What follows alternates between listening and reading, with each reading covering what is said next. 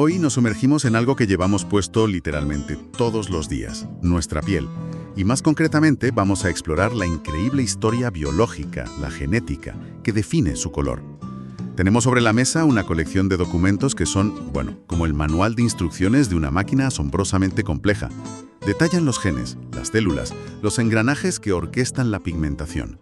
Y nuestra misión para este análisis es entender cómo se fabrica ese color, qué sucede cuando este sistema de alta precisión se descontrola, como en el vitíligo, y descubrir toda esa maquinaria celular que trabaja sin descanso, justo bajo la superficie. Exacto. El objetivo es conectar los puntos entre mundos que a veces parecen separados. El código genético, la logística celular y la vigilancia inmunitaria. Es un viaje que vamos a hacer en varias etapas. Empezaremos por el pigmento en sí, la melanina, y las células que son sus fábricas exclusivas. Después seguiremos su increíble ruta de distribución por la epidermis y finalmente nos adentraremos en la base genética del vitíligo, que es donde veremos de la forma más clara cómo la inmunidad y la pigmentación están entrelazadas de una manera profunda y a veces trágica. Fantástico. Pues empecemos por el principio, por la materia prima. Las fuentes dejan claro que todo arranca con una molécula llamada melanina, pero que en realidad no hay solo un tipo. Nos hablan de eumelanina, que es marrón o negra, y feomelanina, que es amarilla o rojiza. ¿Quién se encarga exactamente de fabricar esto? Los documentos introducen dos conceptos, melanocitos y melanosomas. Efectivamente, los melanocitos son las células productoras, los artesanos del color. Y lo primero que sorprende es que son una minoría. A pesar de su enorme impacto, solo constituyen entre el 5 y el 10% de las células en la capa más profunda de la epidermis, la capa basal. El resto son principalmente queratinocitos, las células que forman, la estructura de la piel. O sea que un pequeño porcentaje de células se encarga de todo el trabajo de pigmentación para la inmensa mayoría. Exacto, es una especialización extrema. Y dentro de estas células especializadas, la magia ocurre en unos orgánulos, como pequeños compartimientos internos, llamados melanosomas. Podemos imaginarlos como las fábricas en miniatura donde tiene lugar la melanogénesis, la síntesis de melanina. Y todo este proceso está dirigido por un equipo de genes clave. El director de orquesta, sin duda, es el gen TIR, que produce la enzima tirosinasa. Es el paso absolutamente crucial, el que inicia toda la cadena de producción, convirtiendo un aminoácido común, la tirosina, en el precursor de la melanina. Sin tirosinasa, no hay color. Entendido. La tirosinasa es la chispa inicial, pero las fuentes mencionan otros genes que parecen actuar como asistentes o ingenieros en este proceso. No está sola. No, en absoluto. Junto a ella trabajan genes como TIRP1 y DCT. Si la tirosinasa es la máquina principal, estos son los técnicos de control de calidad. Ayudan a estabilizarla y refinan el proceso, especialmente para fabricar eumelanina, que es el pigmento más oscuro y con mayor capacidad para bloquear la radiación UV. Pero por encima de todos ellos, las fuentes señalan un gen maestro, MITF. ¿Qué significa exactamente que sea un gen maestro? ¿Es como un interruptor general para toda la fábrica? Es la analogía perfecta.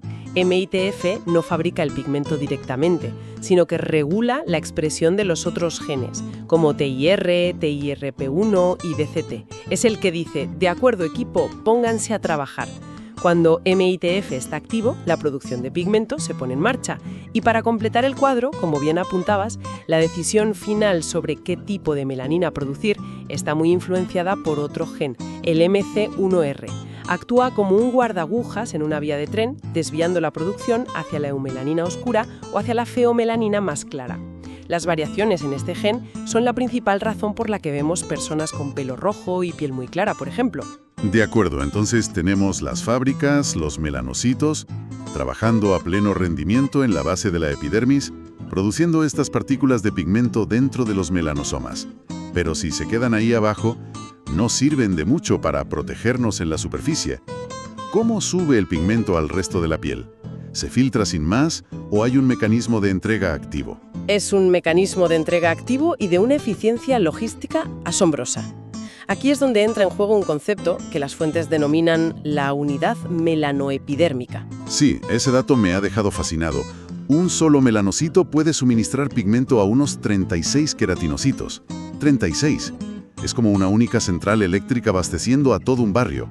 ¿Cómo es posible tanta eficiencia? Es una eficiencia increíble y esa proporción es relativamente constante. Demuestra que los melanocitos no son solo fábricas, son también centros de distribución de altísimo rendimiento. El proceso es fascinante. Una vez los melanosomas están maduros y llenos de pigmento, en lo que se llama la etapa I4, tienen que viajar.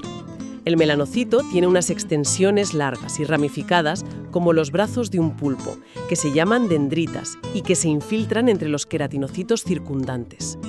Los melanosomas viajan por estas dendritas hasta las puntas. Y supongo que ese viaje no es pasivo. ¿No van flotando sin más? En absoluto. Es un transporte activo, como un tren de mercancías por unas vías moleculares. Depende de un complejo de proteínas motoras que tiran físicamente de los melanosomas a lo largo de la dendrita. Y aquí las fuentes identifican genes clave como RAB27A y MIO5A, que codifican partes de esta maquinaria de transporte. De hecho, cuando hay mutaciones en estos genes, se producen trastornos genéticos muy raros, como el síndrome de Griscelli, donde este transporte falla y el resultado es una pigmentación muy deficiente y problemas neurológicos e inmunitarios. Vale, el paquete de pigmento ha llegado al final de la línea, a la punta de la dendrita. ¿Cómo se produce la entrega final al queratinocito? Ese es el último paso, la transferencia. El queratinocito, en esencia, engulle la punta de la dendrita que contiene los melanosomas. Una vez dentro del queratinocito, estos paquetes de pigmento no se colocan de cualquier manera. Se mueven y se posicionan estratégicamente justo encima del núcleo de la célula. Forman una especie de sombrero o escudo protector. O sea que es literalmente un escudo físico. Se coloca donde más importa para proteger el ADN del núcleo de la radiación ultravioleta. Exactamente esa es su función, absorber los fotones UV antes de que puedan causar mutaciones en el ADN. Y en cuanto a su vida útil, la molécula de melanina en sí es extraordinariamente estable, prácticamente no se degrada. Su permanencia en nuestra piel está ligada al ciclo de vida de los queratinocitos. Estas células se renuevan constantemente, viajando desde la capa basal hasta la superficie, donde se desprenden. Este ciclo dura entre 10 y 30 días. Por eso, un bronceado no es permanente. Nos deshacemos de las células pigmentadas y las reemplazamos por otras nuevas. Vale, entonces tenemos este sistema increíblemente preciso de producción y entrega, una coreografía celular perfecta. Pero las fuentes dedican mucho espacio a cuando todo este mecanismo se tuerce de forma dramática. Hablan del vitíligo y lo que me sorprende es que no lo describen como un simple fallo de producción, sino como un ataque deliberado. Esa es la clave. El vitíligo es el ejemplo, el caso del libro de una enfermedad autoinmune de la piel. El sistema de defensa del cuerpo, que debería protegernos de virus y bacterias, se confunde e identifica a los melanocitos como enemigos. Lanza un ataque en toda regla y los destruye. Por eso aparecen las manchas blancas características. Las fábricas de color han sido eliminadas en esa zona. Y la gran pregunta que plantean los documentos es, ¿por qué? ¿Qué predispone a una persona que su sistema inmunitario cometa este error tan grave? Supongo que la genética tiene un papel central. Un papel fundamental, pero no es sencillo. El vitíligo es una enfermedad compleja. No hay un único gen del vitíligo. Más bien es una combinación de múltiples factores de riesgo genéticos, como si se alinearan varias luces de advertencia en un panel de control. Los podemos agrupar en dos categorías. La primera y la más obvia son los genes que regulan el propio sistema inmunitario. Los que controlan el sistema de identificación de amigo o enemigo. Exactamente. El grupo de genes más importante aquí es el llamado HLA, o complejo mayor de histocompatibilidad. Son los que presentan fragmentos de proteínas en la superficie de las células para que los linfocitos T puedan inspeccionarlas. Ciertas variantes de estos genes, como una llamada HLA-A02, parecen ser especialmente buenas presentando fragmentos de proteínas de los melanocitos de una forma que los linfocitos T los interpretan como una amenaza. A estos se suman variantes en otros genes, como PTPN22 y NLRT1, que actúan como reguladores del termostato inmunitario. En algunas personas este termostato está configurado demasiado alto, lo que les predispone no solo al vitíligo, sino a todo un abanico de enfermedades autoinmunes, como la diabetes tipo 1 o la tiroiditis. Entiendo. es una predisposición general del sistema inmune a ser demasiado reactivo. Pero has mencionado una segunda categoría de genes, y eso es lo que me parece más sorprendente. Sí. Y aquí es donde la historia se vuelve fascinante. El segundo grupo de genes implicados está relacionado con los propios melanocitos. Y el protagonista es un viejo conocido nuestro, el gen TIR, el que produce la enzima tirosinasa. Espera un momento. ¿Me estás diciendo que la misma enzima que es indispensable para crear el color es la que el sistema inmunitario puede identificar como el enemigo a destruir? Es una ironía biológica terrible. Es una paradoja trágica. Y es el núcleo del problema. Las fuentes señalan que ciertas variantes de este gen TIR, polimorfismos concretos como uno identificado como RS1042602, pueden hacer que la proteína tirosinasa sea ligeramente diferente. ¿Qué es exactamente un polimorfismo, para que quede claro? Un polimorfismo de nucleótido único, o SNP por sus siglas en inglés, es simplemente una variación en un único ladrillo del código del ADN en un punto concreto. Son extremadamente comunes y la mayoría no tienen ningún efecto, pero a veces esta pequeña variación puede cambiar ligeramente la forma o la función de la proteína que codifica ese gen.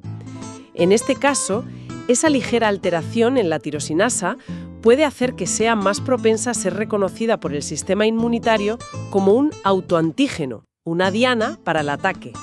El motor de la pigmentación se convierte en el detonante de su propia destrucción. Esto amplía la perspectiva por completo.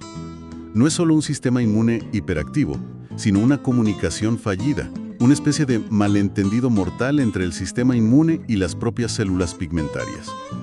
Pero esto es ya una danza compleja entre dos tipos de células, y las fuentes dicen que el escenario está aún más concurrido.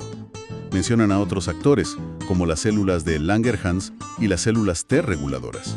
Son piezas absolutamente fundamentales en este drama. Empecemos por las células de Langerhans. Son las centinelas inmunitarias residentes en la epidermis. Constituyen entre un 2 y un 4% de las células de esa capa y su trabajo es patrullar constantemente en busca de invasores. Entonces, ¿son los guardias de la muralla? Exacto. Pero en el vitiligo su función se pervierte. Pueden capturar proteínas que se liberan de los melanocitos estresados o dañados, como la propia tirosinasa, llevarlas a los ganglios linfáticos y presentárselas a los linfocitos T. Actúan como los delatores que inician y amplifican la respuesta autoinmune, así que los centinelas, los guardias, se convierten en los que señalan el objetivo a destruir.